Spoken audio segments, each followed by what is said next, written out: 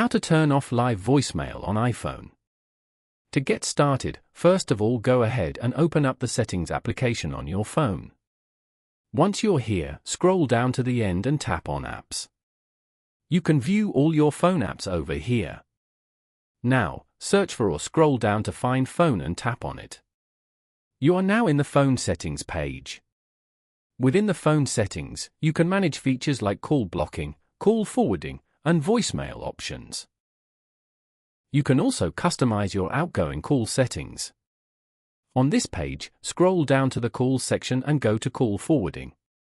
Over here, turn off the call forwarding option. Following these steps, you can easily turn off live voicemail on iPhone. This way, you get more control over your experience on the device. Thank you for watching. Please leave a like if this tutorial helped you, or leave a comment below if you have any questions related to the video.